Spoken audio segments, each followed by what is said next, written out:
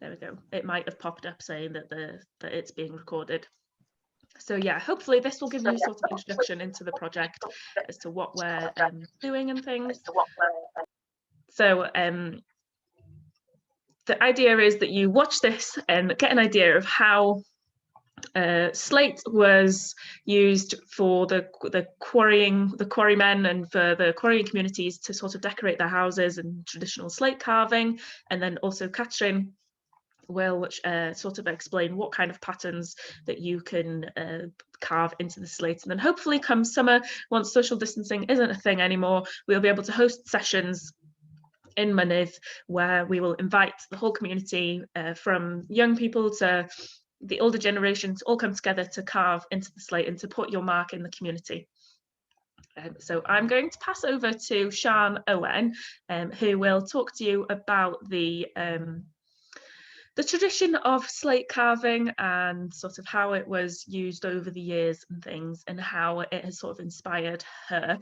So I'm just going to put the screen share on. If anyone has any issues with seeing this presentation that I'm going to show, then put it in the chat saying that you can't see, and then I'll help you scroll through. So Sian, I think I put you on mute a second ago. Sorry if you're worrying what happened, because it went a little bit echoey, so you should be able to unmute yourself. If you can't, yes, just have. There we go. And I'll share the screen now with the presentation. So here we go. Thank you very much, Chloe. Well, what an exciting project. Ideal. I think I'll start with this little booklet, which was created over 40 years ago by a special lady called Gwynedd, who started and revived the interest in the slate carving in the Ffrin Ogwen. In the next slide, here she is. So apparently she found a slate in 1977 in a field behind a house in Tregarth, and she decided to start a collection or find out more, and asked everybody in the neighbourhood to find them. So in the little booklet, if you look closely around Mynydd Llandygai, you can see they've recorded that they found at least 7 or 8 close to Mynydd Llandygai. So it would be really interesting to find out if any of you know where these slates are. That would be really interesting, because the Llandygai Archaeological Society recorded over 400 slates, but unfortunately some of that information has disappeared. So I think, or I hope, by working with you and the community, that some of the older folk can help us out and we can re-record some of these slates. This is the only one I have knowledge of, and which circle that was on the map. This is from Mynydd Llandygai, and it shows a clock face, a fireplace or a fire surround. I don't know, is that a fire, the triangle, but it's very complicated. And then there are wine glasses at the top. What I've done is, working from photocopies of black and white photographs is very useful. So what I do, I use a highlighter pen and pick out what I see. So there are lots of geometrical shapes, circles, triangles, etc. So here I am going on a road trip with Megan Thomas, Derry Thomas's wife, and the first place she took me to see the slate fireplaces, which are exceptional to your area. This is Bryn Owen, a place called Bryn Owen, which fascinated me because that's my father's name. We'll show you some close-ups now of the fireplace, but as you can see, the whole thing, it's got some funny things in the middle, but either side there are 2 pillars and one going across the top.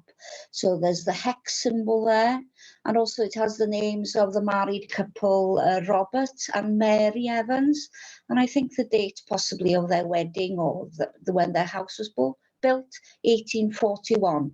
So that's not in the Gwynedd book, but I know that the Archaeological Society have more photographs. So these are from slates from Storiel. So we'll go quickly through these. This is from one with showing musical annotation, heart shapes, again, the hex symbol, plants, and it's Will, Morris and Anne. So they're like little Valentine's cards. Perhaps you could try them out tomorrow. So the hearts are there. So they're love symbols. It's all one side of repeating on the other. So then plant symbols. Next one. Again, tree, possibly symbolizing the tree of life. I think this would have been probably on a fireplace. Circles, but fairly simple shapes that would be easier to carve. What tools exactly they used, I don't know. Oh, this is a fantastic slate. Kevin Burgess calls it Bloda Pesta, the flowers of Bethesda. In the booklet, it only shows 3 of the flowers, but actually going to Storiel and seeing the real slate was totally inspiring. And doing rubbings and actually touching marks made by the quarrymen over 100 years ago. So I felt in awe of this fantastic craft work, and what I've been doing is making rubbings and then drawing very gently into them, but building layers like the slate itself is made of layers, and saying, repeating their messages possibly as the next. Oh, this is Kevin Burgess' version of Bloda Pesta. So again, he's taking images from the slate, of plants, hearts, the flowers, the dotted one, hydrangea possibly. Here we go. This is a lovely slate I've found in Storiel. I don't know the details of it, but the fascinating thing here is the reindeer. I don't know how many reindeer there are in Mynydd Llandygai, but obviously some quarryman around the Bethesda area. Perhaps it was Christmas and it was Rudolph. And these are my versions that I've made into Christmas cards. So this is from the rubbing from that slate and then using wax to create a batik. They call it batik, so you just put the wax in dye. The next one again from that slate in Storiel, the hex symbol, some people call it. So making the flower pattern, very common on these slates. So get practicing drawing circles. This is from the cover of, well, this is on the cover, this thing in the centre, 1823, which is quite significant, which is when these slates, this tradition started. Only lasted about 40 years, and then some factory-made fireplaces became fashionable, and unfortunately many of these fireplaces were knocked down and used as found in gardens as pavement slabs or just disappeared under the ground. But on this one, I've just used the chain symbol and made a rubbing of that and then transferred it into like a watercolour, really. So the wax crayon records the marks made by the slate man. Sometimes I make photocopies as well, but I think this is from the original rubbing, and then I just go over the wax crayon with masking fluid. So this is another fantastic slate, I think. 1835 by J.J. Catherine mentions this later as well, but there's a naive attempt here to depict a face. So it's from the side, like the Egyptian tomb stones or whatever, and it's not a scarf going from his neck, but he's pointing towards the cockerel. Which is a symbol, again, that comes up. I think it's a cockerel and not a hen. So this is my version of the cockerel from the rubbing in Storiel.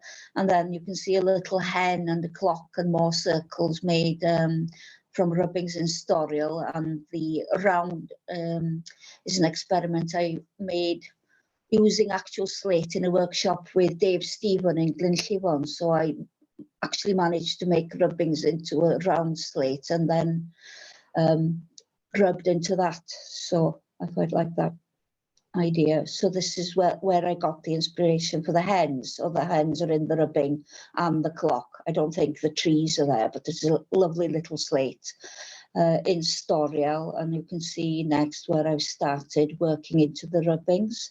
So firstly, I just touch it lightly and try to revere and respect the original marks, and sometimes I have to make them clearer, so I'll go in closer with a pencil. So this is, you can see the head there marked out a bit clearer, but the feathers are quite rough, and that's using some kind of, not glitter glue, some kind of fabric paints, just working into them and see how they develop. And this is, again, you know, like a tribute or like a Valentine card, two birds coming together. Is it a special time? You've got the clock on the Mynydd Llandygai slate. Why was the clock and time and that's so important? So these, this is one of the most inspiring slates for me. You can see on the left is a picture of a house, or carving of a house, and notably a Penrhyn quarry, which was opened around, well, built around that time. So it's an early attempt to depict the Penrhyn quarry. The house is not a quarryman's house. I use that in some of my images because it's the same shape as my old home in Llys, which used to be the home of the steward of Dorothea Quarry. So I wanted to use the simple, naive image of the house and use that to tell a story. So people, if you have houses of this shape in Mynydd Llandygai, you could also use this house shape to tell your story about your house. You can change it. Let's see. So here's the naive. I've tried to draw a naive image like the house. Behind is the quarry in Fron, and there is a story that there's a church buried and a well underneath, and that's a theme that comes up quite often. You can see the circle symbols I've used for the sun, the hearts for you know, signify our marriage, and the bird in the front is my daughter, and the tree is like the tree of life or the hope or whatever. Next, yeah, and this is the house symbol again in batik. So this is another slate that inspired me. You can see the tree of life symbol there, the bird, the hearts, a bottle of rum. They're not easy to see, and I don't know where this slate actually is. It'd be really interesting to find it. So what I do is blow up from the booklet, make photocopies, and then outline what I can see. So you can see the heart, the date, 1832, a bottle of rum, which is quite strange when it was supposed to be no drinking time. Abstinence, that's the word I'm looking for. And then interesting at the bottom is the bellows, which is a good symbol, I think, for us now, with keeping the lungs clean, and when you also a bit ironic when you consider how many of the quarrymen died of silicosis or whatever, and their lungs weren't working. But I quite like that symbol. So here we are again, colouring them in and just playing around, really, which you could do. So this is the tree of life symbol. You're welcome to use these for your designs. The rum bottle, perhaps you can do a better drawing of a rum bottle than me. The chick. And I've chosen this one. This is from Wyn Fawr, but we do know that William Jones carved this slate. And again, there's a church here that it's the only depiction of St. Anne's Church in Wyn Fawr, which apparently disappeared under quarry rubble. I really like the snowdrops here, which is a nice symbol for right now. New beginnings, new hope. Yeah, this is another drawing which shows the snowdrop and the church, and then the concentric circles. This is my attempt in watercolour, not very successful, but the moral of the story is, if it doesn't work, never mind, carry on and try something else and just enjoy yourselves. So this is a picture of the slate tool that was used to make the concentric circles. There must be a name for it, but I don't know what it is. Catherine possibly will know. So you can see a little slate by the bits there where the circles were made. And then there's a small slate with circles and crisscross patterns. And quite often they made little ornaments like booklets or whatever. So that's interesting. So these are rubbings made, well, the Llandygai Archaeological Society recorded over 400 slates, and they went around making rubbings. Unfortunately, we don't have all those details, but there's somewhere. So here's another rubbing of the concentric circle. So feel free to use these designs and repeat them, cut them up, make collages. This is my version from the slate in Storiel. This has been recorded in, it was in an exhibition at the Tate about important folk art. So they have been acknowledged, possibly more in England than in Wales, which is a bit ironic, but it's time to acknowledge these works of art. Especially this one. This is amazing. Now this isn't naive at all. It's in, it was made in Bryn Twrw by somebody called Arfon Williams. Arfon was son. That was his nickname or pen name. His real name was John William Thomas. But it depicts all kind of astrological details of Halley's Comet, the planets. Derry Thomas is quite an expert on this, and he has a lecture. It would be interesting to find out more. We'll come back to this at a later date. So talking of Derry Thomas, he found a slate in his garden. So I'm now pretending to be Gwenna Caffel and doing a rubbing myself of his slate. So this is the first rubbing I did of Sychnant. It's a bit like a fern, but it reminds me of the first plants, or, you know, recording. It's quite hopeful, I think, but sometimes it's a bit like something you'd find on a gravestone. This is what my daughter made a cast of it for the National Eisteddfod. So this was shown in Cardiff. It's on, I think that's Bethesda Slate, I'm not sure, but the cast is actually in reverse in glass. So it just shows us the potential. Again, this is a batik I made. So feel free to use the ferns. And here we are now back in Bethesda, just to show you the reason I'm so interested in this is my grandfather was a slate splitter, and he died when he was 10, when my mother was 10 years old, of silicosis. So again, this is why the symbol of the bellows and the lungs and the breath of fresh air and keeping the fire going and stoking the fire and remembering this tradition is important to me. Thank you. Diolch yn fawr, Sian. Thank you very much. I found that really interesting. I thought I might give a quick chance for people to ask any questions if they wanted to you, Sian. I'll let them unmute themselves if they want to ask any questions, or of course if they don't want to speak, they can put a question in the chat. So I'll leave that a couple of seconds so that people can unmute themselves if they want to ask any questions to you, Sian. Don't feel any pressure, anyone, if you don't want to. And like I said, if anyone wants to, then you can use the chat function to ask any questions, and we can always go back at the end to answer them if you want. So we'll wait a couple of minutes and then I'll hand over to Catherine.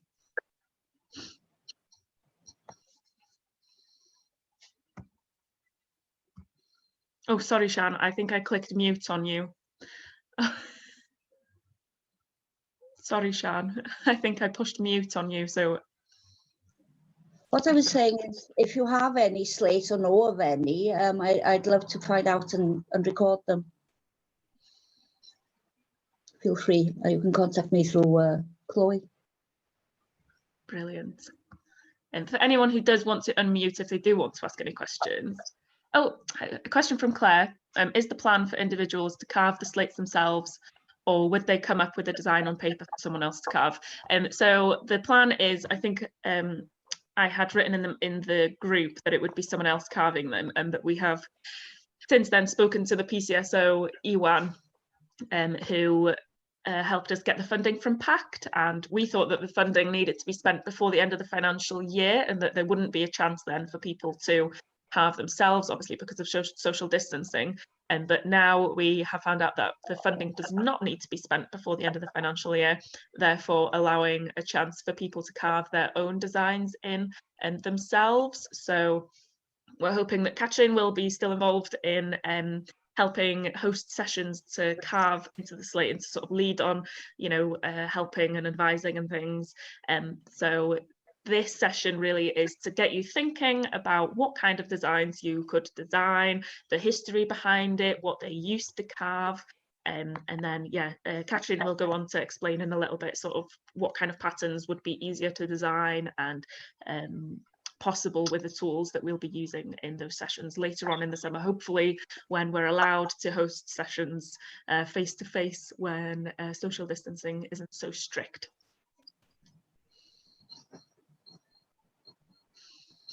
So yeah, and hopefully this will come in the summer where we'll be allowed to host things again, and obviously will be advertised on the Mynydd Llandygai Facebook group, locally in the village, and yeah, anywhere that we can get it out there, and to get everyone involved really. So young people through the youth club, through the school, and the older generation, whichever way that means, because obviously with people who are vulnerable potentially needing to isolate or whatever, then if that means that they can design something at home on paper and then hand that to their neighbour so that the neighbour can carve it for them, or whatever, whichever way is possible really for everyone to be involved and for their mark to be put on there for future generations to see. Great, so I'm gonna I'll put it again so that none of you can unmute yourselves accidentally, just so that there's no echo or anything, and then I will hand over to Catherine.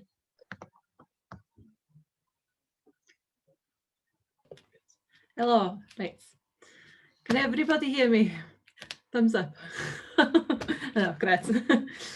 Okay, so I'm Catherine Griffiths, so I'm a designer maker. I'm from Dinorwig originally, and yes, so I'm just around the corner really, grown up in Dinorwig, and yeah, I've got a been majorly influenced by the quarry and the traditions, the material itself as well, to use in my work. I've done work with slate and pottery, slate and wood, slate and metal, and I now also work in Inigo Jones Slate Works in y Groeslon, where I do a bit of graphic work there and I print directly onto slate itself.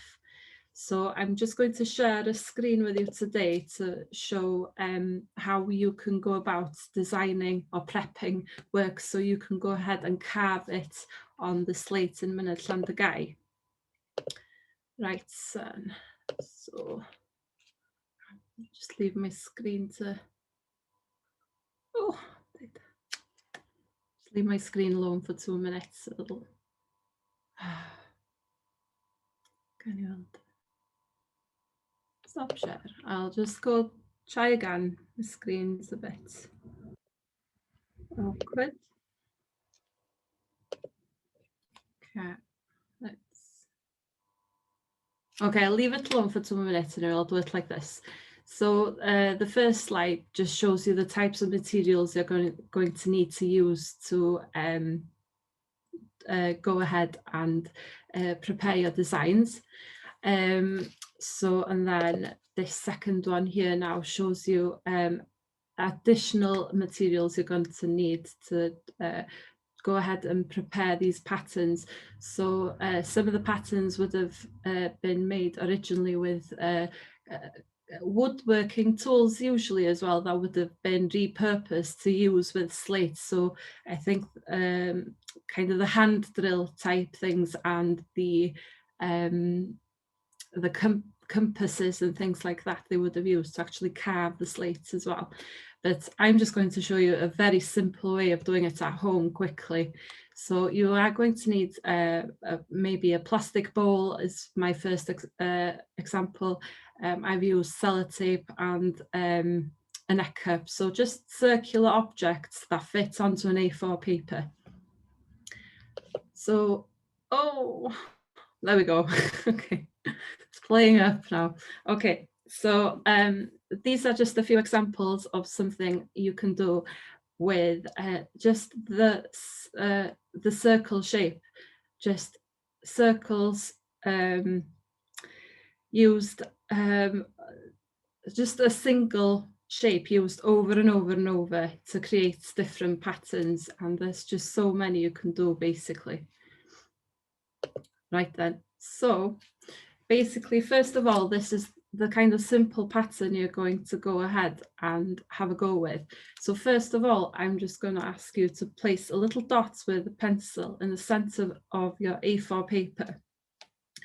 And then with the largest circle object you have, try and place it with a mark in the center of that circle, and then mark around the object with a pencil. Once you've done that, if you get the next size down circle object you have, so mine was the sellotape, place that within the circle and mark around that. But when you're doing this, try and make sure that the gap between the lines is equal all the way around. So there's no small gaps and large gaps. You want this to be quite precise to do these circles. And then once you've done that, simply get the smallest shaped object you have. So mine was the egg cup. Place that in the center, mark around there with a pencil. And that's the beginning of some different patterns that you can do then. So maybe there's 3 of you in the household, and maybe you'd like to write your name along some of the lines. Maybe you're the youngest and you work your way through the generations, even writing who came before you or something like that. That's something, or a way you can personalize these pictures. Maybe you've got some larger sized circular objects in your household, and maybe you want to dot some smaller circles around. That's another way of doing it. You start now to see, if you look on the original image, the pattern, the similar pattern beginning to appear with these designs. So maybe you want to take it further and go large, very big. So it's totally up to you. Right. Okay, the next pattern I want to show you is the flower pattern within a circle. Shan showed some images earlier as well. And we are going to concentrate on this middle one, which is the simplest type. And these would have been made originally with a compass, but I'm going to show you another way about it, just in case you haven't got a compass in the house. So what you're going to need is an A4 paper again. And again, with the largest size object you have, just draw a line around it. So mine was the bowl. I used the plastic bowl, and I cut the shape out to make a paper template.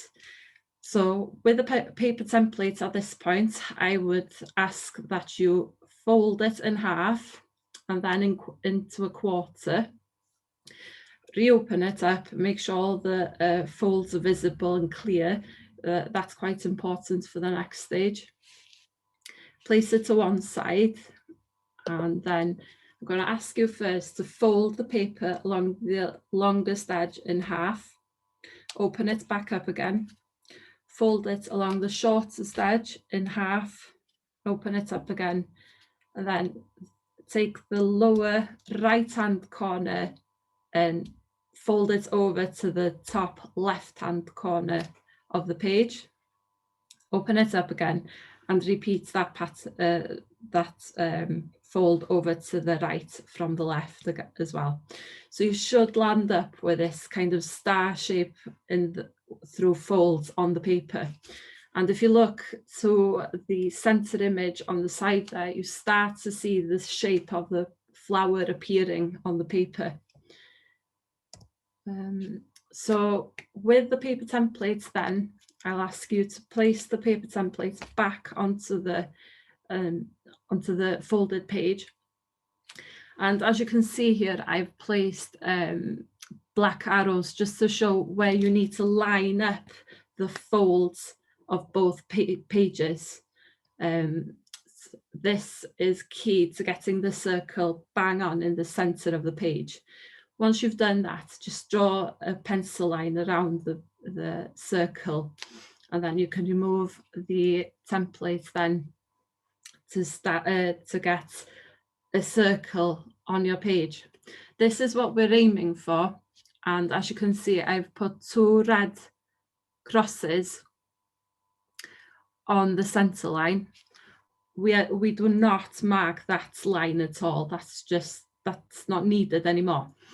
But we've got 6 black arrows, and these indicate where we need to draw our individual petals. So I want you to think about these petals like rugby balls, which is the simplest way I can describe it, especially today. So if you start from the center of the circle and work your way outwards to the edge of the pink circle, if you like, there, then work your way back in to the center. That'll give you your first petal. I would then go to the lower section, so the opposite side, and repeat this until you've got like a flat number 8. Once you've done that, I would go back to the top and to the top left, and I would draw another petal in the same way, starting from the center, working your way out and back again. If the petals at that point cross each other, rub them out. You don't want them to cross each other. It's important for to show you how they used to do it. They didn't cross over to begin with. So just squish the petal a little bit at that point if it does cross over. Then I would just go to the opposite side and then back to the top and then to the opposite side to form that final flower shape. So I'm going to give you some rules now, because we can't colour these images in on Slate. So what we can do is mark the slate with different patterns to create texture and depth to our images. So the types of shapes you're allowed to do are the circle, triangle, a line. The line can be curved as well, a teardrop shape, or the nose of a dog as well. And this is because of the type of tools that you can use when the session is in the summertime. And those tools will be kind of like a Dremel, as will be one of the options. And the Dremel can leave these marks on the slate with these bits at the bottom here. Each bit has a different head, and these all correspond to the shapes you see along the top there. So pattern simply is a repeat of shapes over and over and over again. So the simplest one is a single shape being repeated over and over. So here I've just got, like the previous ones I showed you, the circle. So it's a continuation of just circle, circle, circle, circle. That can be a pattern in itself. A pattern can be more than one shape as well. So a repeat of maybe two shapes, so a circle, triangle, circle, triangle, circle, triangle, and so on. So that's patterns in its simplest form. So these are some examples of how I've gone and personalized the flower shapes and the circles within a circle shapes, using those rules that I set myself. And each time I've used a certain shape, I've kept to that color as well, because it's easier then to read the image, especially if you're drawing these now and it'll be summertime. When you come to actually carve them, it'll be easier to remember what you wanted to do originally.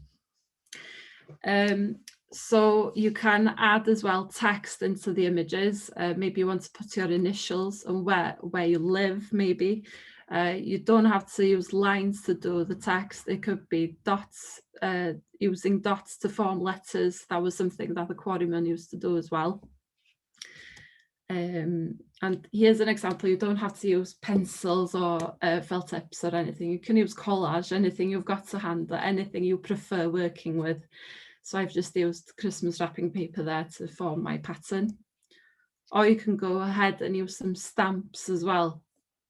So stamps is a great way of doing these patterns because it keeps the shape equal and the same every single time you use it. You can make stamps easily with kitchen sponges, with bubble wrap, corrugated cardboard, potatoes, There's loads of different ways you could go about doing them, and I've just used any old paint I had to hand. So I used watercolors with this example here. So I've done mine quite quickly, which is great with stamps, so you can do it quickly as well. Yeah, you spend more time on yours if you want as well. It doesn't have to be in the circle shape either, or flower shapes. It could be simple lines or borders even. So I've just used lines here and used the lines to form arrows, crosses, kisses even, diamond shapes, and just mixed and matched them with a few of the other shapes that was in my rule book. There we go. Right. So these are a few examples of just things that the quarryman used to draw as well. So we've got a tree at the top. We've got a flower or a plant in a vase. And then we've got what looks to me like a hydrangea at the bottom with the little dotted flowers on top of the rugby ball shaped leaves. And then you've got the examples, again, like Sian was saying, around the fireplace. They used to decorate the fireplaces. And you have to think back, 100 years ago, the fireplace was kind of in the center of the house. So it was where they kept warm, they cooked there, and they probably bathed there as well. So to me, these pictures along the fireplaces are kind of like our wallpaper today, or posters that we put up in our bedrooms even. So it's just a way of decorating the house as well and showing their personality through the work. So they probably used to tell loads of stories, as people do as well. And here we've got an example of a head of a horse on the body of a sea creature, and maybe the legs of a prawn, I think. And then at the bottom, you've got a chicken, maybe the farmer or the quarryman himself. They used to do two jobs really. And then maybe they used to grow some tomatoes in the pots there, probably. So it's things that they saw from day to day as well. And like artists all over the world, they seem to like or enjoy signing off the work. So JJ 1835, maybe that was John Jones in 1835. These are some examples from around Llanberis. So these can be seen outside, and the horse is quite an important and a prominent one, I think, because again, 100 years ago, there weren't any cars, tractors. They used to use them to go from place to place. They used to use them as to turn the land on farms and small holdings and such. They used to use them in the quarries as well to move slate around. So it's very important to the horse, really, when you think about it. And then to the side, you've got a picture of a swan that was found on the walls of the old quarry hospital in Llanberis. So maybe somebody was quite poorly and they were sitting outside one day just admiring the view, and they saw this swan and they just thought, oh, I quite like that, I might just draw it. So yeah. Then, right, so I'm going to show you now how to draw a few animals, or I'm going to show you how to draw a chicken, but you can use the rules to form any kind of animal you want. So if I stop that and share screen, paint, share that. Right, okay then. So first things first, I'm still using my rules that I gave myself earlier. So I'm going to draw kind of a rugby ball shape. Oh, hang on, I'll get a bigger pen. Right, a rugby ball shape in the center of my page. I'm going to draw then a circle in the center of the body there for the wing. And then attached to that circle, I'm going to place a triangle. There's a few triangles in this one. And then I'm going to go down to the legs next. So I'm just going to draw a wide W for the thighs. and then 2 legs. So upside down triangles again, and feet as well, so triangles like that. Then I'm going to go over to the tail now. So the tail consists of a few feathers. So again, I'm just going to draw some triangles like that. And then the head now. So draw kind of a circle or a sun shape in the sky above the rugby ball. And then just drawing a C shape to connect the head to the body, and then reverse it there. Then the beak, so another triangle, circle for the eye, and because it's a hen, you need a crown like that. And that's simply your chicken. You can change it into a cockerel if you want. So all you'd need to do is do these a little bigger and add some teardrops shapes underneath the chin. But I'm going to leave mine as a chicken. So then you will need to rub out some connection lines. So just remove some key lines that, you know, make the image less obvious. It's made out of shapes, individual shapes. So the neck to the body, the wing, the tail,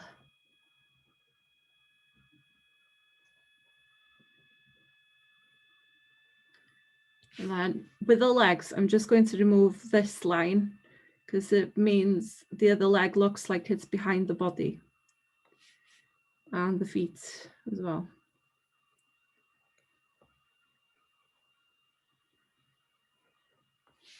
And that's simply a chicken. So if you want to specify what kind of chicken it is, so say it was a little dandy chicken, then maybe you'd want to use one single shape for all over the body to, you know, signify it's one colour. But mine's going to be kind of a brownish speckled hen. So I'm going to change my colour now to, oops, oh, did I stop share? Hang on, share screen. Right, the tools are above my paint palette, I'm afraid. Right, so I'm just going to draw now the shape of the nose of the dog, and just to signify there's, you know, that speckle along the chest area.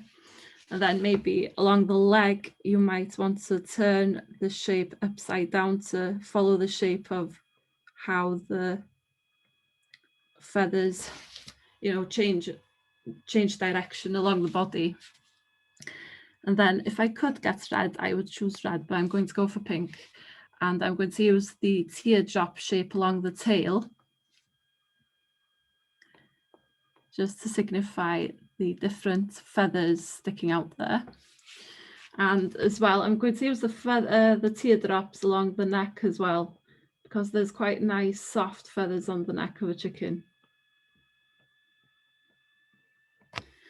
And then as well, I'd change it, if that was red, I'd change this to pink, and then just a few lines to show the skin on the legs there. And that's simply how I'd go about, you know, changing the patterns to resemble different elements of the animal.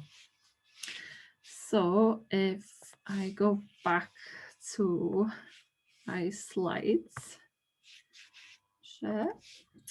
So you see the different kinds of animals there. So with the fish, I've used the nose of a dog as scales. With the robin and the owl, you can just flip over the rugby ball as though you were going to kick it to form those shapes. You can use these rules to draw, you know, a dog, sheep even, or whatever kind of animal you might have, like a pet at home. Would be quite nice to see.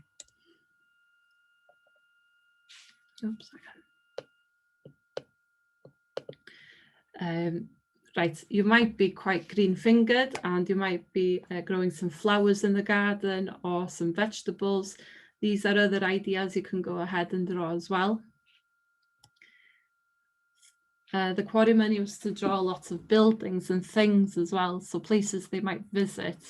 So they're quite religious. So the first image is of a church, and the next couple of buildings seem to be like grand houses, because there's a few windows in that building there. So I think that's quite a mansion-y kind of building. And then to the side, you've got Penrhyn Castle. To the bottom, then you've got Mynydd Suspension Bridge, which was the first modern suspension bridge of its kind in the world. So that's quite interesting.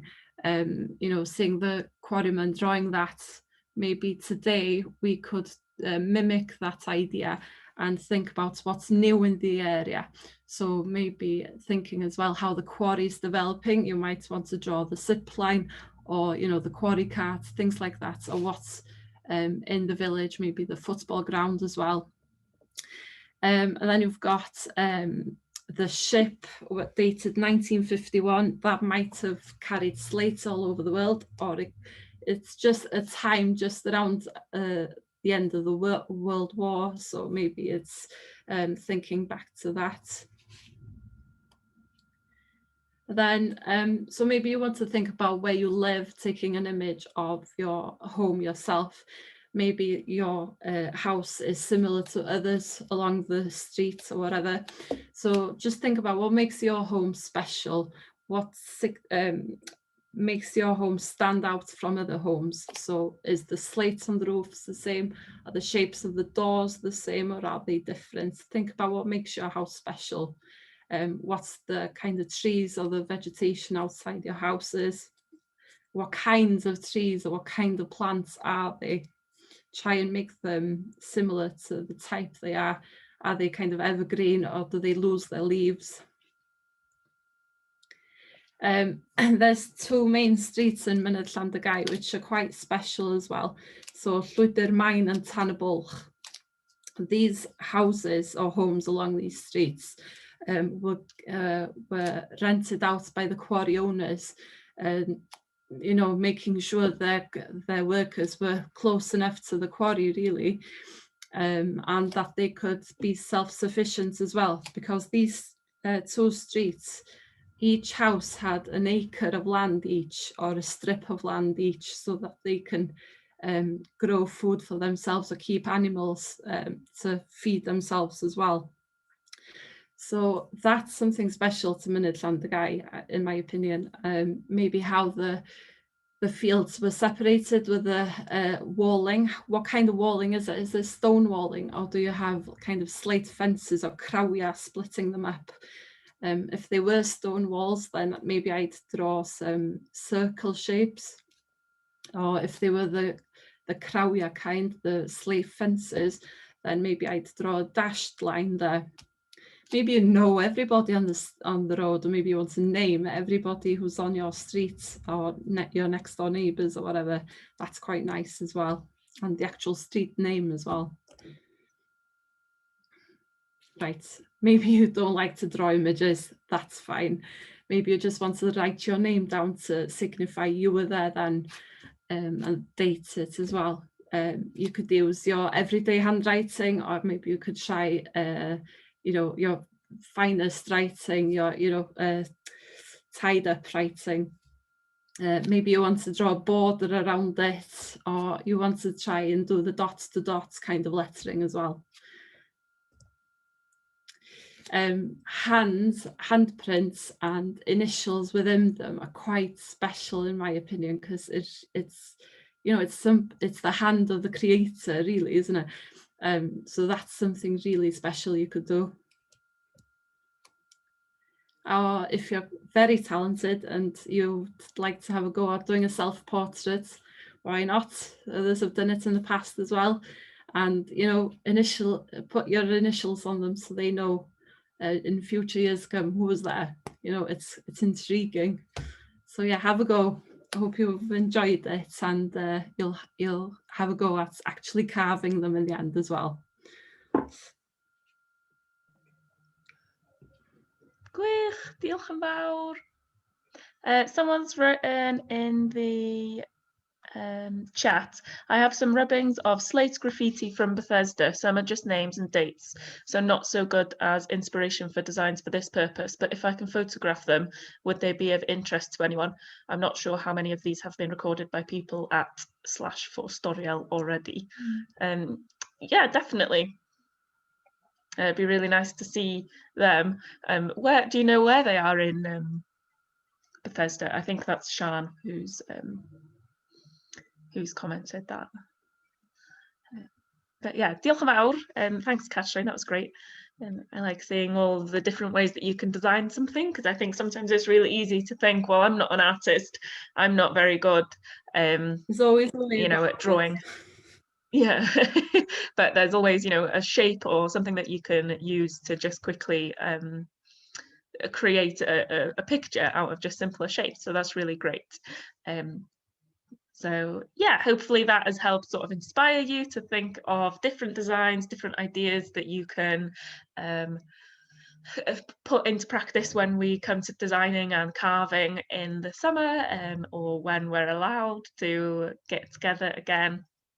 And like Sian Owen said earlier, if anyone does have any information about the slate carvings that are in Mynydd Llandygai or Bethesda, like Sian Turner has just said, then yeah, you're more than welcome to message me on Facebook, or I'll put my email address in the chat here as well, so you can send them to me if you want to, any pictures or any information that you have.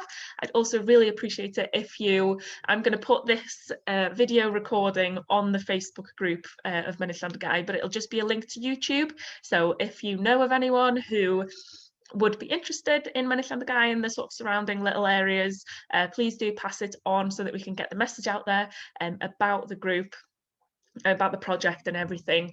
So yeah, do pass it on. And then, like I said earlier as well, with potentially people who aren't online, your neighbour, if you think that they're potentially someone who would love to, it would be great to get designs from all kinds of people. So yeah, if you could pass this on to them, that would be fantastic, and get all your family involved as well. That would be great. So yeah, thank you very, very much for joining us this afternoon. I hope that's been interesting for you. So I'm going to end the recording now. If anyone, like I said, has any questions or whatever, they're more than welcome to just hang on for a few minutes to ask, or to write them in the chat. But other than that, that's all from us. So thank you very, very much for joining us.